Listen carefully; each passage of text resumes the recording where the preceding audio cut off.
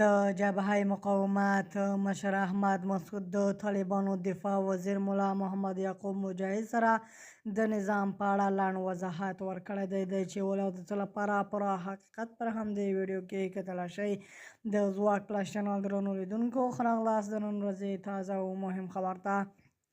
د ملي مقاومت پر نامه د ټولوالي مشر احمد مسعود پر افغانستان کې د نظام د جوړښت لپاره د ټولپوښتنې غوښتنه وکړه. له نوموړي همدغه څرګندونې پر مسکو کې د یوې ناستې ته وکړلې.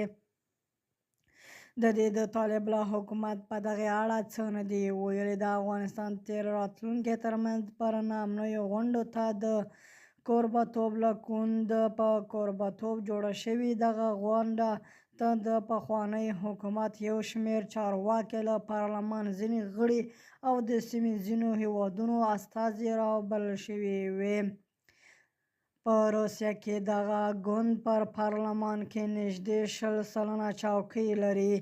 احمد مسعود د روسیې د افغانستان دوست هیواد وباله. موږ د نړۍ په یو شمېر مهمه او د افغانستان یو دوست هیواد د پلازمینه مسکو کې دغه غونډه شوې یوه ده چې پر افغانستان کې د ستونزې په اړه پر خپل منځ په مخاطبینو سیمه ییزو دوستانو سره مطرح کړي دي.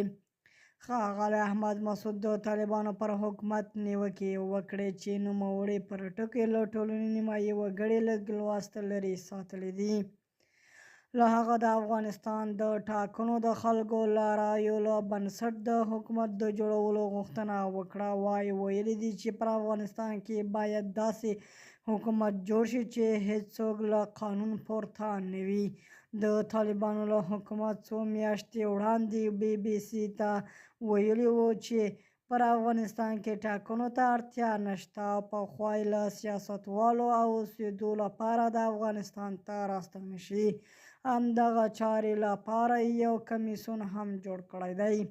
د ځواک پلس چینل درنو لیدونکو دغه زموږ د نن ورځې چمتو کړی خبر. تر بیا ښه وخت.